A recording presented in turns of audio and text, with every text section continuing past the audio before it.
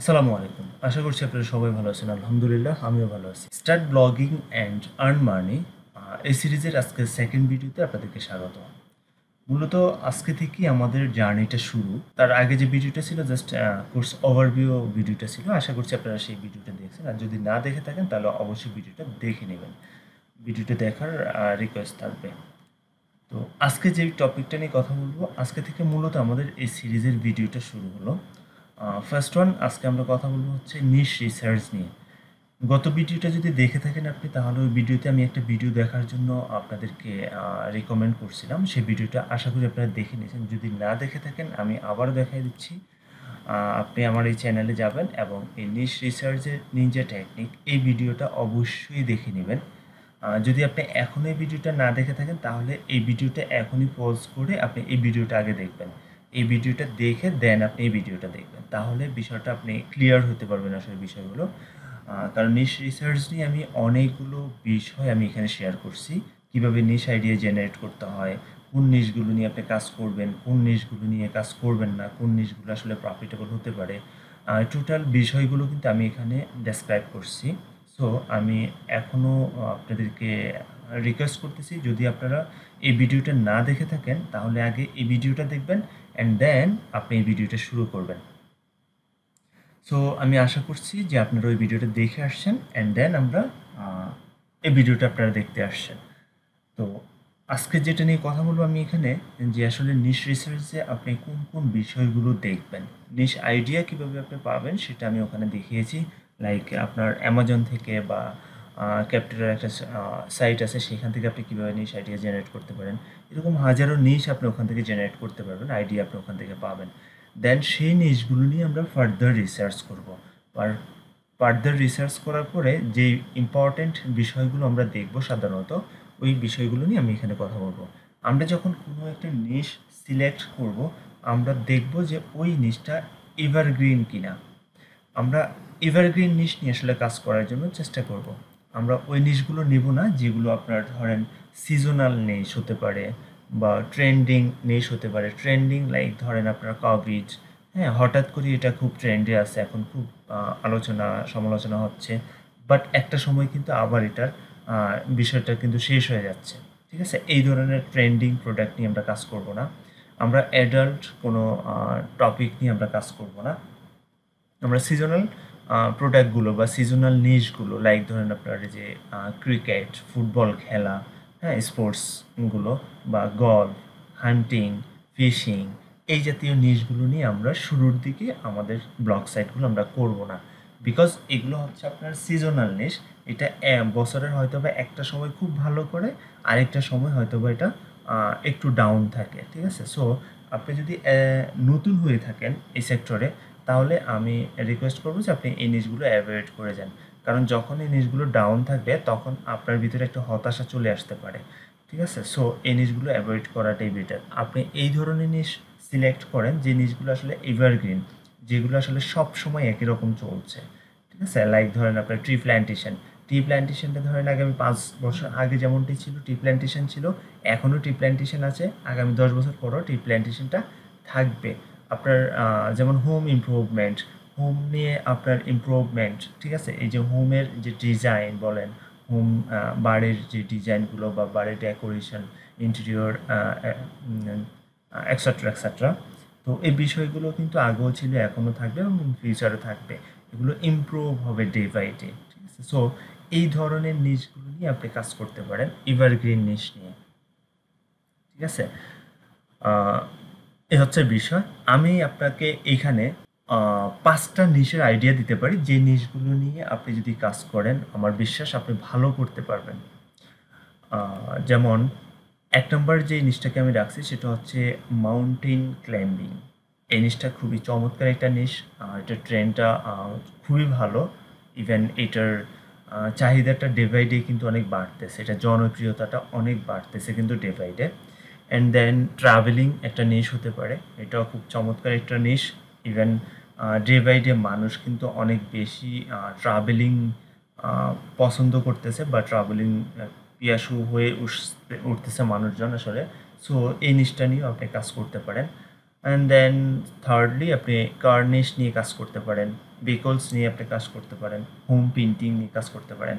ঠিক আছে, এই 5টা নিশ আমার কাছে এই মুহূর্তের জন্য খুবই চমৎকার 5টা নিশ আমার কাছে মনে হয়েছে। সো এগুলো নিয়ে আপনারা ফার্দার রিসার্চ করতে পারেন। এখন একটা বিষয় আছে এখানে, আমাকে অনেকে আসলে প্রশ্ন করছেন যে ভাই লো কম্পিটিটিভ নিশ কীভাবে আমি খুঁজে বের করব। আসলে বর্তমান প্রেক্ষাপটে সবগুলো নিশেই মোটামুটি কিন্তু ভালো কম্পিটিশন চলে আসছে, সবগুলো নিশের মধ্যে কিন্তু ভালো কম্পিটিশন আছে। সো আপনাকে যেটা করতে হবে, আপনি যদি লো কম্পিটিটিভ নিশ খুঁজতে চান তাহলে একটু ইউনিক কিছু আপনাকে খুঁজে বের করতে হবে। লাইক ধরেন ট্রাভেলিংটা একটা নিশ, ব্রড একটা নিশ। সো এইটাকে আপনি কি করতে পারেন, নিশ ডাউন করতে পারেন। এটার সাথে এরকম কিছু ইউনিক কিছু খুঁজে বের করেন যেটা নিয়ে আহ, আপনার কি বলে খুব লো কম্পিটিটিভ সার্ফে হয়তো বা খুব ভালো কোনো সাইট নাই, বা অনেক বেশি সাইট নেই, অনেক বেশি কম্পিটিশন নাই। যেমন এরকম কি হতে পারে, আমি যদি একটা এক্সাম্পল দিই, সেটা হচ্ছে ধরেন ট্রাভেলিং উইথ পেয়ার্স। ঠিক আছে, যেমন চিন্তা করেন পেটস হচ্ছে একটা নিশ, ট্রাভেলিং হচ্ছে কিন্তু আরেকটা নিশ।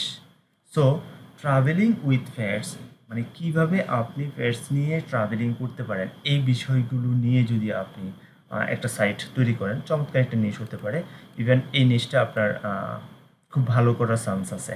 সো এইভাবে করে আপনি স্ট্রমিং করেন, ব্রেন স্ট্রমিং করে দেখবেন আরও অনেক অনেক আইডিয়া আপনি জেনারেট করতে পারবেন।